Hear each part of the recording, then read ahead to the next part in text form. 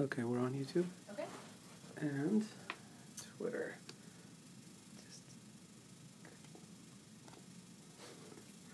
All right. Are you ready? My finger's too big. Good afternoon, everyone. My name is Jordan Denary Duffner, and I'm here with my colleague Kristen Garrity-Shikerji. And we're here in the Bridge.Initiative offices for our most recent installment of Between2Lamps, which is our live lunchtime conversation about Islamophobia in the news and breaking down all the things that we think you need to know this week when it comes to Islamophobia and what's going on in the world. You can follow along on social media, on Twitter. We're live streaming on YouTube. The hashtag, if you want to ask us a question, is hashtag B2L or Between2Lamps. We're also talking a lot today about President Trump's visit to Saudi Arabia, so we'll often be using the hashtag Saudi Summit as well. As usual, you can find us on Twitter at Bridge.Init, and we're on Facebook as well. So use any of these methods to get in touch with us, pose a question. We'll be talking about a number of things today.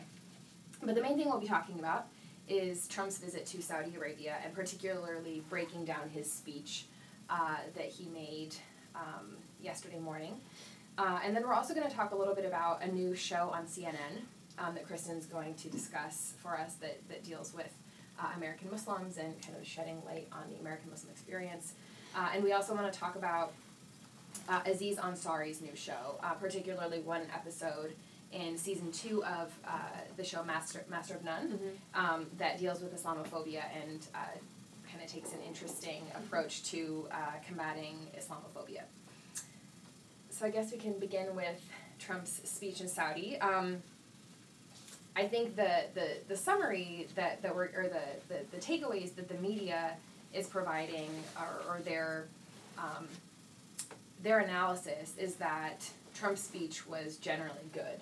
And the question I want us to get into right now, I guess, is that a fair assessment? Was it a good speech? Was it a soft take on Islam?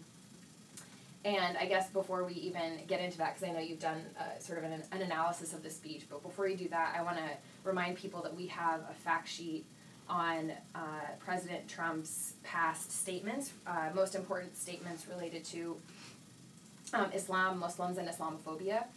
And I think it's always important to keep some of those statements and things in mind when we're hearing what he said in Saudi Arabia. So do you want to break down some of what he talked about? Give us what you think are some key takeaways beyond what the media, the mainstream media has been talking about. Sure. So there are a notable few themes that came up throughout the speech. Perhaps the most glaring one is this notion that he spoke to the heart of the Muslim world, which is factually not correct for a number of reasons. And this was also something that was said throughout media commentators in their analysis and their commentary. I know we're going to get into that later also with a really good op-ed that was written. But, the speech is riddled with things like heart of the Muslim world and how Saudi Arabia is, this kind of epicenter of this Islamic world or Muslim world. There was also quite a few descriptions of how fertile the region is in terms of its soil and the potential, and how ancient these lands are. So I want to jump in really quick. Why is it, like, for our viewers, why is it incorrect to talk about Saudi Arabia as like the epicenter of the Muslim world? So there's a few different things to unpack there. So I guess the false notion that or the false equivalency of, like, say the Vatican is the home of the Catholic. You wouldn't say Catholic world, right?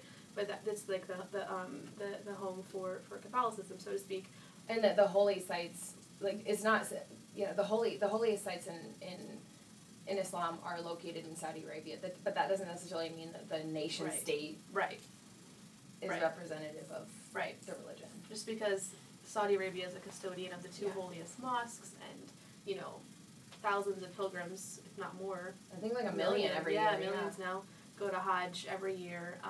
Yes, it is. It does have the holiest sites there.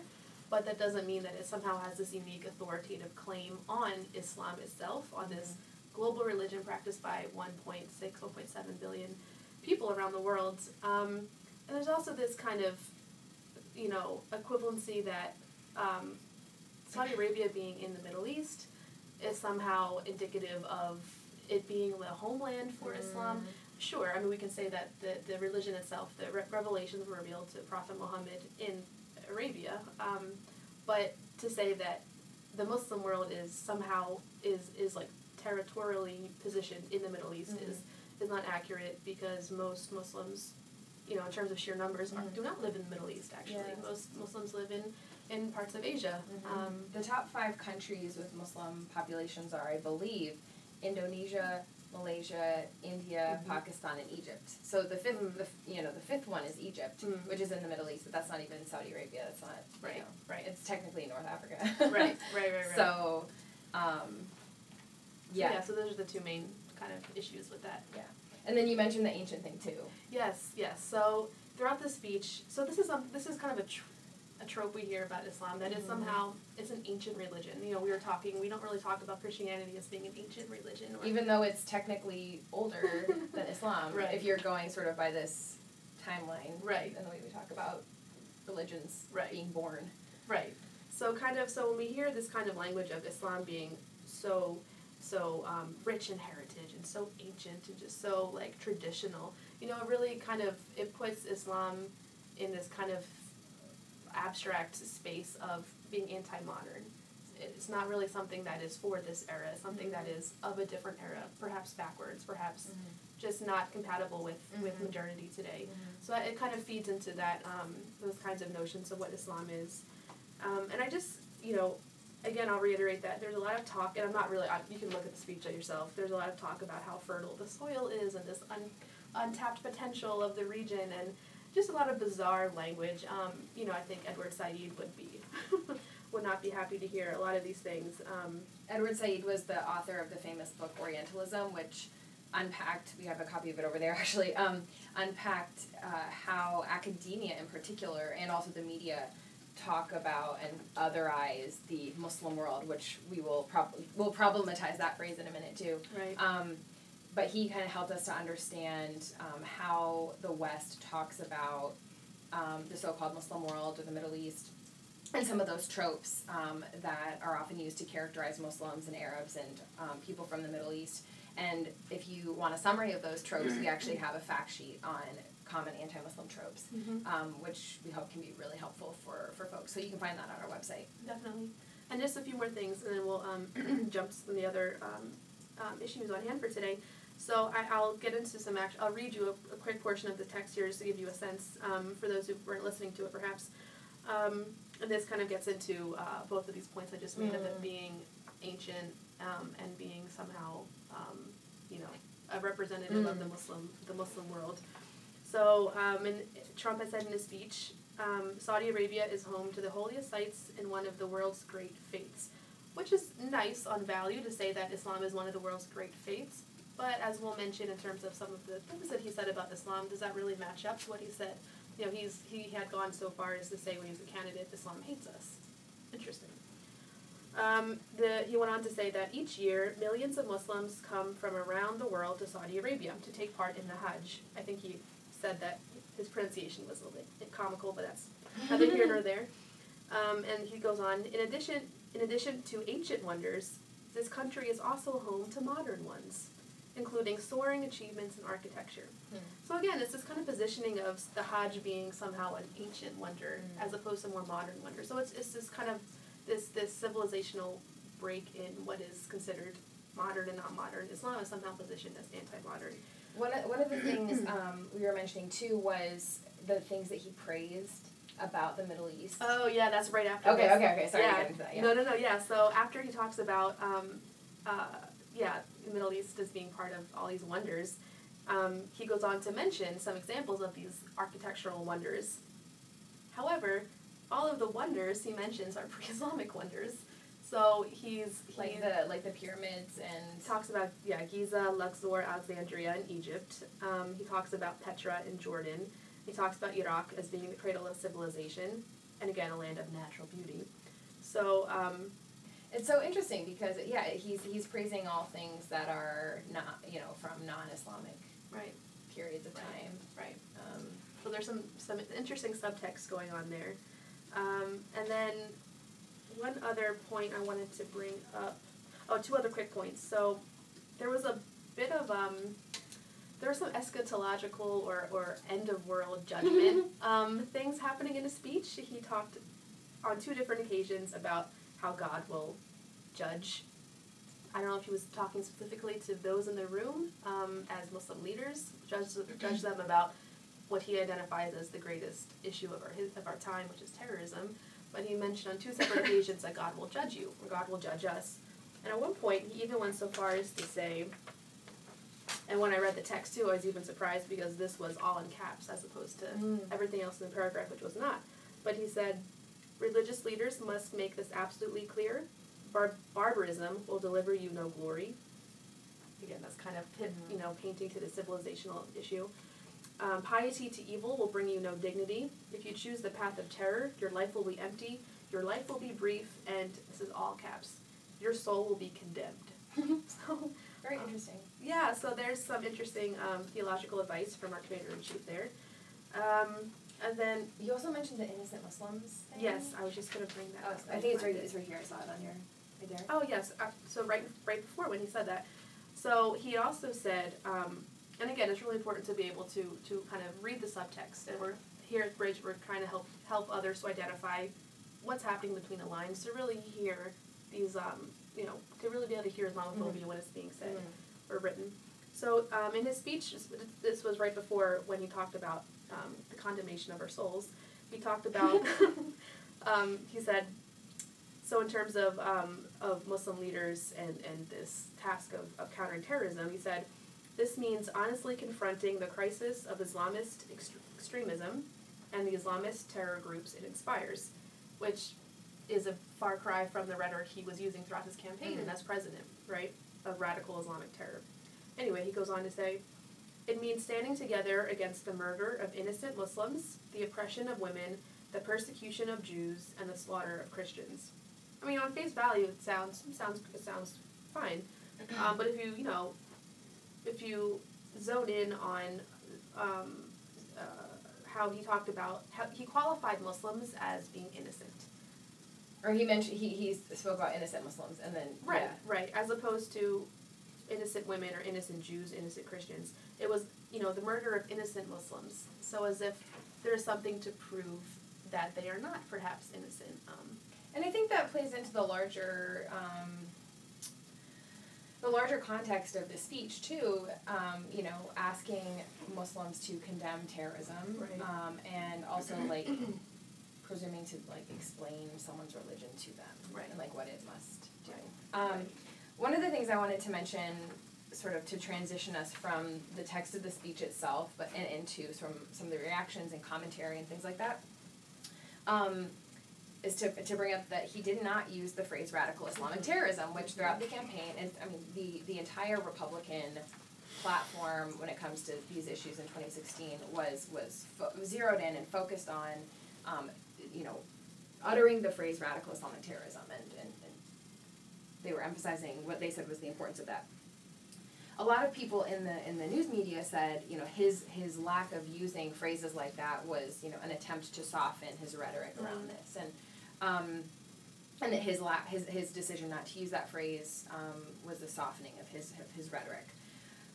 But I think it's important that for us to ask the question, why was there this attempt to soften the language? And I think that's kind of where the weapons deal sort of comes in. Right. Do you want to talk a little bit about what the weapons deal between the U.S. and Saudi was, and how it perhaps plays into the decisions that were made for this trip? Right. So before his speech, the day before his speech, Trump and King Salman signed a historic weapons deal in the amount of $110 billion of sending arms and weapons to the Kingdom of Saudi Arabia. And it's just so interesting because, perhaps the softening of the rhetoric of Islam in his speech was a way to make this deal, more make the deal more successful, to make sure it goes through.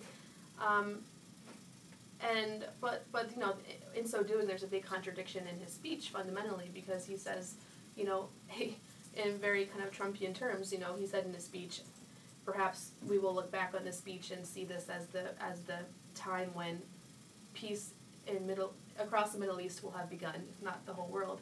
But if you want to sow peace in the world, I don't think $110 billion arms deal is the best way to start this, right? So perhaps, you know, that softening of the language was a way to make this deal, you know, more cushy, but it fundamentally kind of, I guess, corrupts his notion of wanting to sow peace in the Muslim world and throughout the global world, perhaps. And I just think there's so much hypocrisy bound up in this whole visit. You know, whether it's, you know, Saudi Arabia is rightly criticized for a lot of the horrible things it does, and yet our government is willing to overlook a lot of those things when it's in our interests. Right.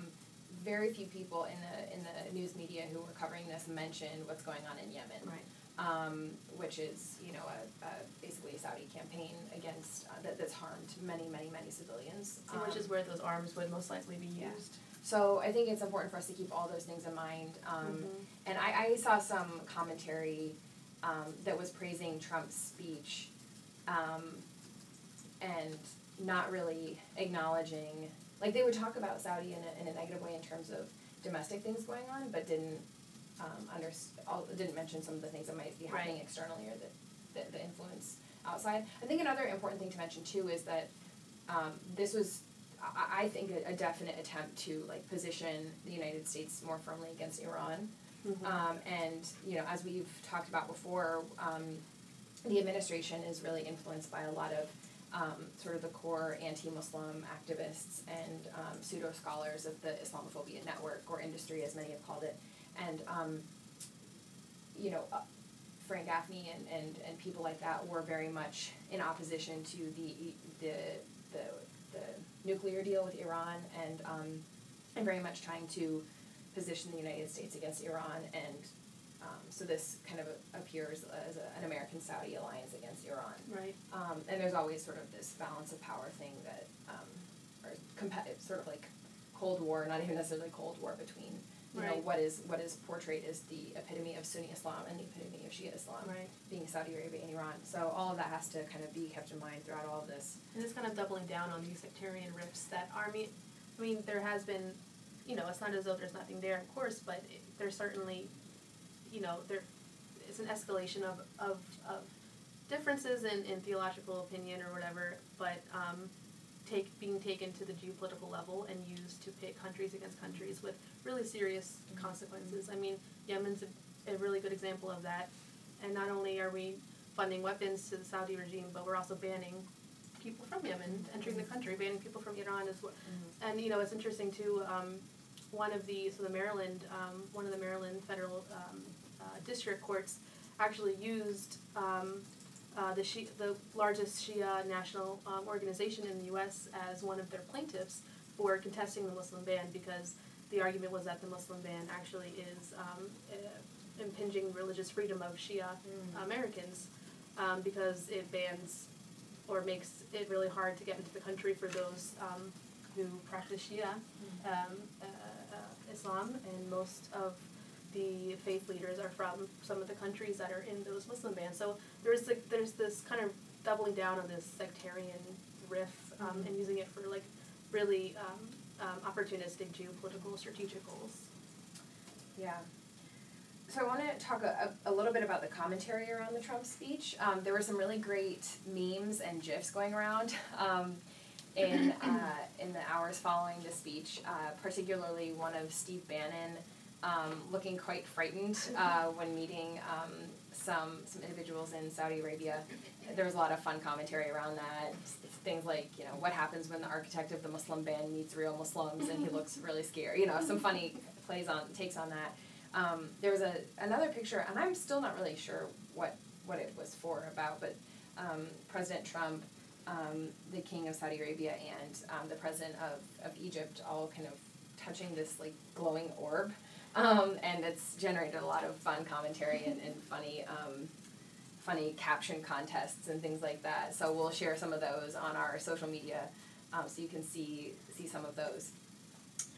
Another thing related to this that I wanted to bring up is this discussion of the Muslim world, this phrase, the Muslim world. And even we can easily fall into using it because it's the way that these topics are framed so much by our politicians and by the media and things like that. But we want to problematize this phrase and this framing of the Muslim world or the Islamic world. And there's a couple great articles that we wanted to recommend to our viewers. One is by Zarina Gurwal. She wrote this in The Atlantic yesterday. It's called The Muslim World Does Not Exist. And I'll read a couple things from that. And there's also another article that I'll mention as well that's actually sort of a book review of a new book coming out. So I'll mention that as well.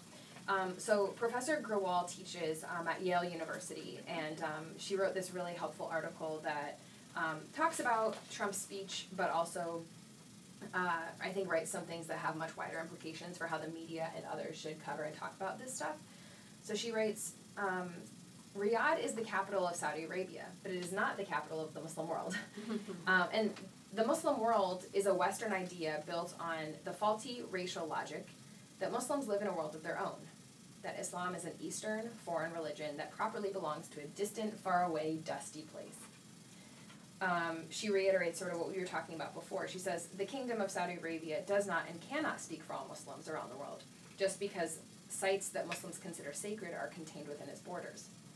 In fact, when Muslim pilgrims arrive in Mecca, they are often dismayed to find that the Saudi government has allowed hotels, fast food chains, and malls to encroach right up to the very edges of Muslims' holiest sites. She also talks about the phrase moderate Muslim, which I think is really, really helpful. She says, I disavow the label moderate Muslim. She says, I always introduce myself as a radical Muslim in order to recuperate the term.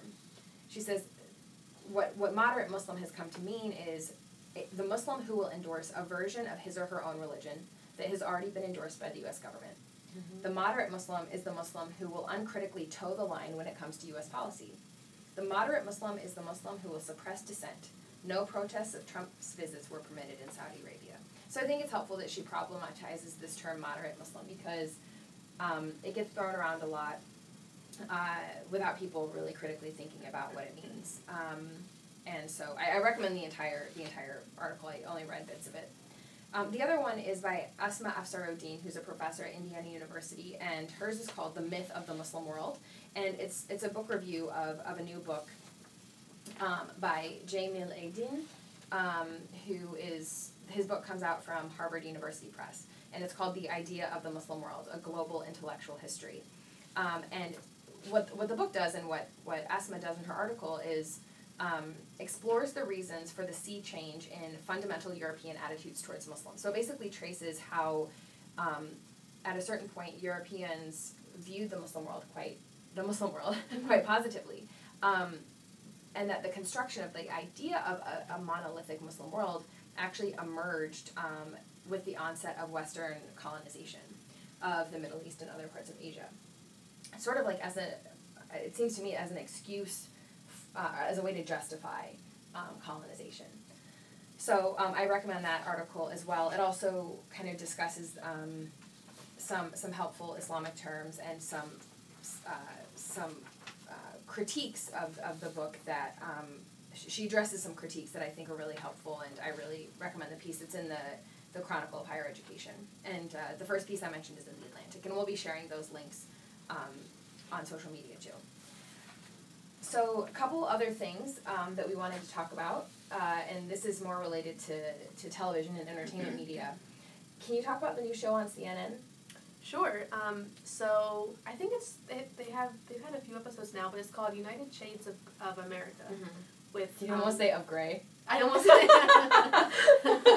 That's amazing. No, I almost did that too. And it's with Kamau Bell. He is a comedian, and his laugh is just like Seth Rogen. It's really funny, and he laughs a lot. And he has this really fantastic new show, and he just had, last night they just aired the segment on American Muslims. And he traveled to Dearborn, Michigan, and Hamtramck, Michigan, and talked with residents, members of the community, and really just to unpack, just to understand, like, what's the deal with American Muslims, what's going on, and let's talk to actual American Muslims instead of just talking about them.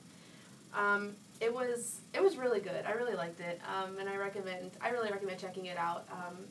He talked to a lot of different kind of folks. Talked to a good friend of his who works in, I think she works for BuzzFeed on that podcast, Good Muslim, Bad Muslim. Oh, yeah. I can't remember her name. We'll share it. Yeah, so we talked to her just so kind of get a feel of, you know, what to expect, what kind of questions to ask. He talked to a woman who is a convert, and she wears hijab, and they were just chatting on the street, and as they were talking about what it's like to be, you know, a woman identifiably Muslim, I mean, no joke, someone drove by and shouted obscenities at her, and you could tell the host come out, he was really shocked, and I just think it really drove home for him and hopefully the audience what, the kind of things that are happening. He talked to another woman, not Muslim, who, as he put it, is very opinionated, and she had a big problem. She doesn't like that she has to hear the call to prayer, at all hours of the day, because in I think it was Hamtramck, you can hear the call to prayer. They do, it's just like a church bell, but it's the call to prayer from the mosque.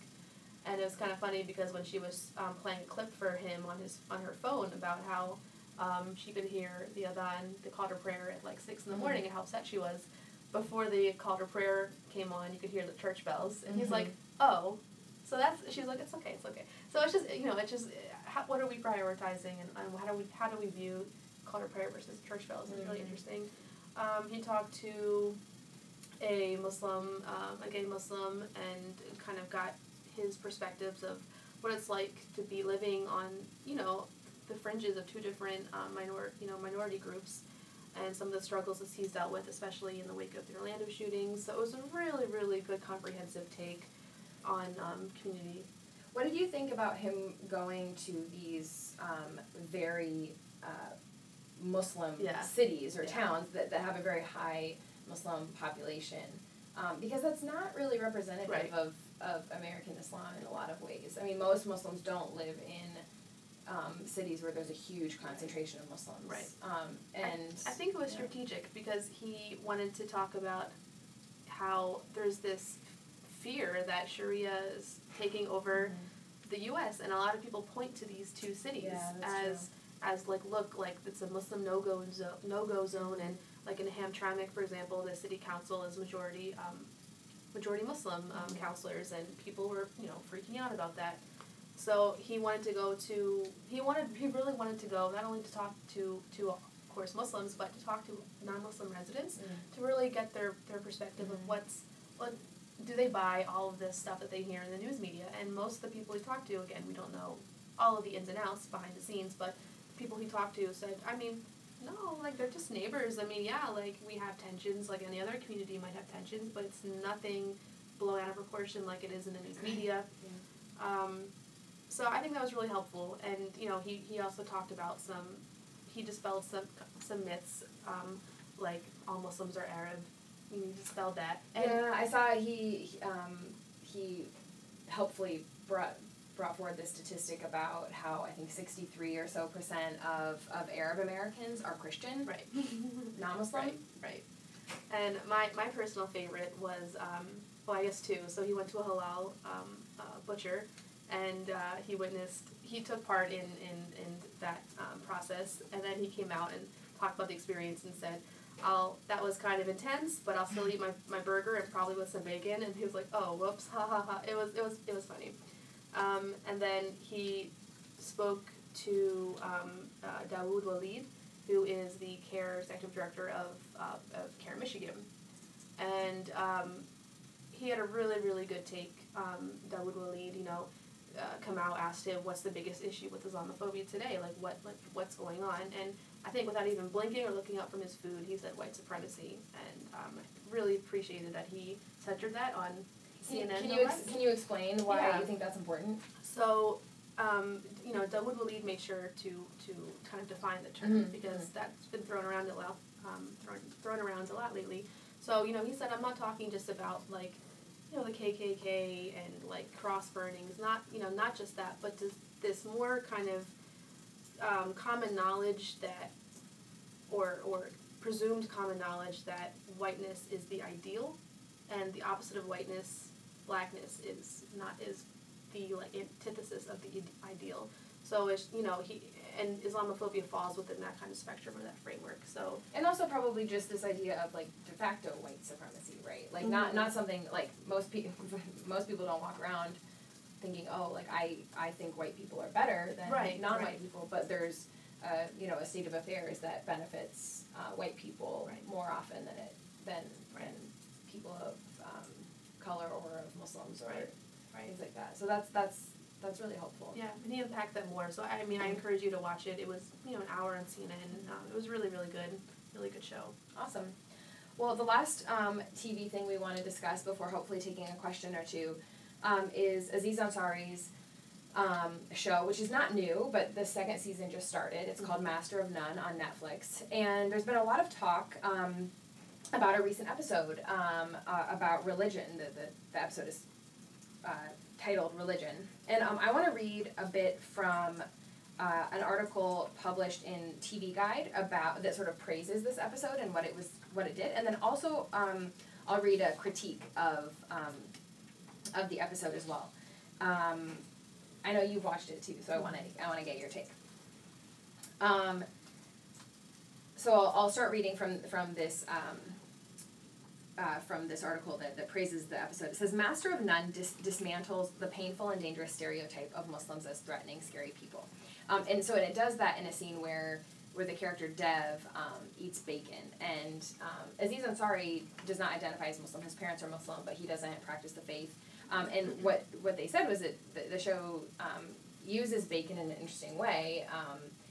Muslims don't eat it, but they sort of use this scene where he's eating bacon to kind of shed light on the reality of Islamophobia, and that Islamophobia also impacts people who don't identify as Muslim. And it says, as Dev admits to his host, a white family that he's with, in a heartbreaking moment, part of his hesitancy to embrace his own religion is the fear of being labeled a terrorist. He resents the extra time it takes at the TSA gate at the airport. This episode employs a ridiculous gag to show how ridiculous it is to believe that an entire group of people are bad. And what I thought was so cool is that Aziz was brought on shows like the Seth Meyers, late night show, and others to talk about this stuff. And there was a headline on YouTube for the clip on Seth Meyers where it says, Aziz Ansari shares his brother's top Islamophobic encounters, which is really horrible, like that this is something that needs to be discussed. But one of the things I observed was 2 years ago, we wouldn't have seen a headline like this. We wouldn't have seen Seth Meyers talking to a Muslim, comedian of Muslim background, actor of Muslim background, about Islamophobia, and using this word, not in quotation marks. People understand, a lot of people understand that Islamophobia is a problem today now, and that was not something that we saw even 2 years ago. And so I just wanted to comment that I think public consciousness around the issue of Islamophobia has improved in recent years, as Islamophobia has at the same time gotten worse. So there's also a critical article which identified what the author calls an Islam light, like a liberal fascination with what he calls Islam light, and he sees this especially in what he calls the humanizing Muslims industry, and I think this is something interesting for us to think about as an organization that tries to help humanize Muslims. Sure. So he says, simply put, this industry involves making the Muslim palatable to Western audiences by identifying her with mainstream liberal norms instead of the orthodoxy of Islamic ethics, and thereby secularizing the very idea of what it means to be Muslim. I claim that this industry attempts to make Muslims relatable by focusing almost exclusively on moral, cultural, and political qualities that resonate with and therefore appease mainstream American culture.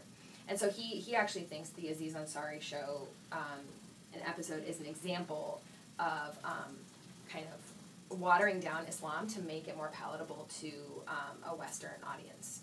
So I recommend reading both of these pieces and kind of coming up with your own opinions about about the show and also watching it too. I mean, what did you think? I was intrigued by the premise. It was the third episode. It was called Religion, and it opened with him as a young kid, and it opened with all kinds of different faith traditions of this parent trying to get their kid to go to the house of worship of their faith. So he was very kind of universalizing in that respect. And then it went, and we all know, or at least those of us who are familiar with Aziz Ansari, like we know that I think he identifies as atheist, which is fine. Like, to each their own. And he's had some awkward encounters of eating pork in front of his parents, and his parents kind of got upset because it just seemed kind of disrespectful. And that basically played out in the show. And of course, his parents are also acting in the show with them, which is kind of interesting. Which is super cool. Yeah. So I think, so they basically did that whole bit of, I'm a grown man, do I order bacon in front of my parents at a restaurant, even though it's what I do, or do I be respectful?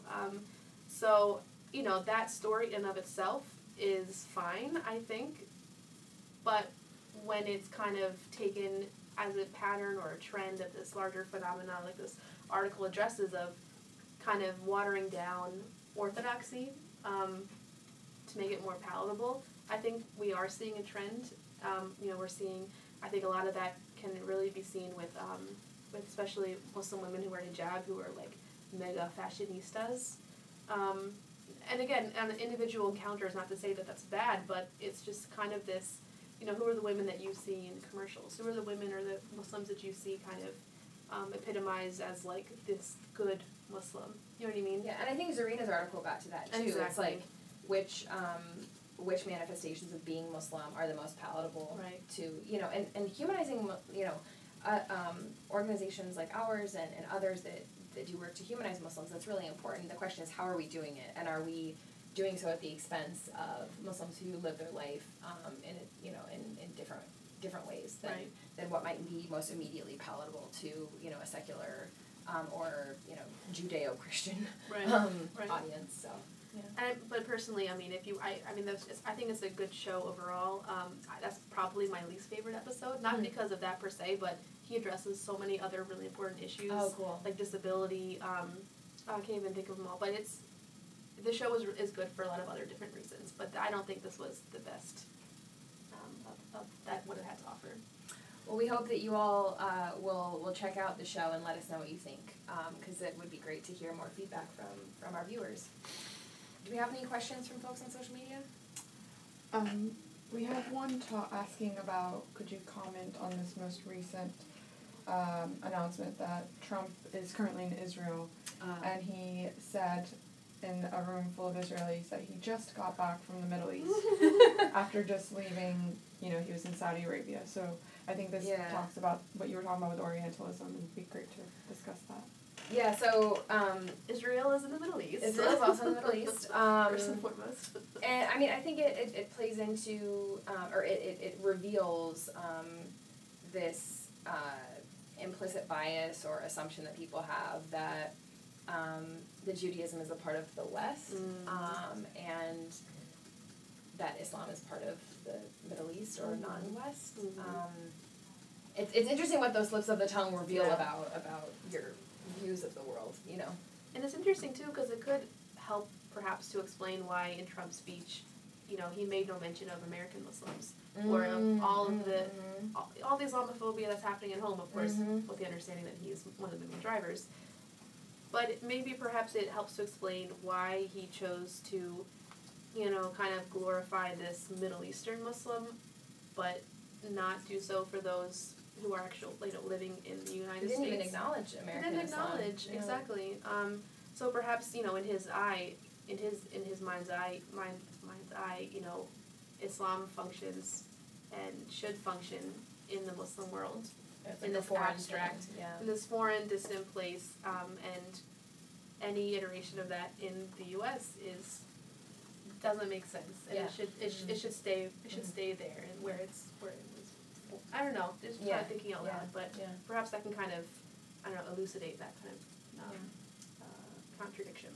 I'm really looking forward. Trump is going to be in the Vatican shortly, too. I'm really curious to see, first of all, how much of his interactions with the Pope are made public, and secondly, if if the Pope subtweets Donald Trump a little bit, because a lot of people have been talking about how on Twitter, after Donald Trump will say something that goes against the Pope's or in the church's take on something, whether it's related to the border wall or the Muslim ban, he'll mention something. He won't mention Trump, but he'll kind of it'll be implied, or people at least perceive that the comments that the Pope is making are in reference to what the President of the United States is doing. So I'm really looking forward to seeing what the Pope says, and how those interactions work out related to the Muslim ban or other policies that impact religious communities in the United States, particularly Muslims. So I hope the Pope sits down with Steve Bannon too.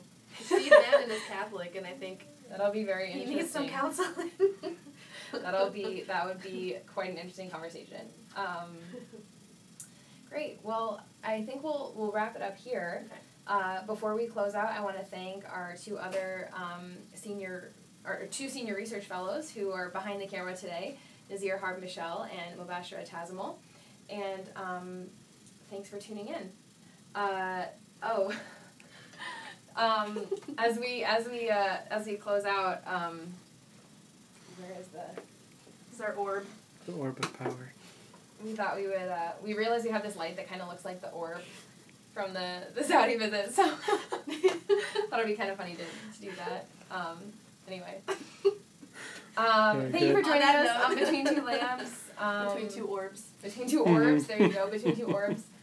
Again, make sure you follow us on social media. Let us know what you think of any of our, the things we mentioned in the conversation today. We'll be tweeting out all those links, sharing those on social media.